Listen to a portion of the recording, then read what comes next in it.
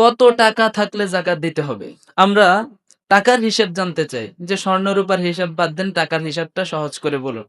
তাহলে আমরা যেই নেসাবের যে বিষয়টা সেটা তো বললামই যে স্বর্ণের হিসাব যদি হয় তাহলে ৭.৫ ভরি স্বর্ণ আর রূপার হিসাব হচ্ছে ৫২.৫ তুলো রূপা।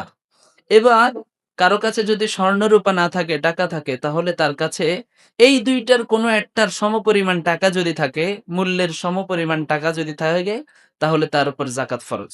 এখন আপনি যদি হিসাব করেন তাহলে ২০২৬ এখন স্বর্ণের যে দাম, ২০২৬ এ স্বর্ণের যে দাম, এই দাম হিসেবে স্বর্ণ রূপার চাইতে অনেক বেশি দামি। ৫২.৫ তোলা রূপার যেই দাম, ১ ভরি স্বর্ণের দাম আরো বেশি। ঠিক না? ২.৫ লাখের মতো বর্তমান সময়।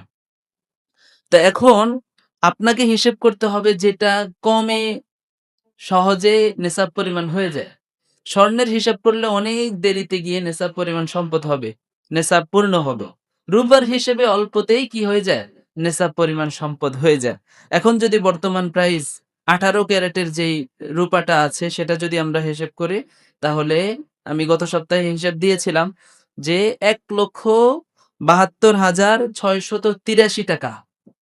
রূপার হিসাবে ১,৭২,৬৮৩ টাকা যদি কারো কাছে থাকে এবং তার উপর যদি ১ বছর অতিবাহিত হয় তাহলে তার উপর যাকাত ফরজ। সহজ হিসাব। কত টাকা থাকলে যাকাত ফরজ?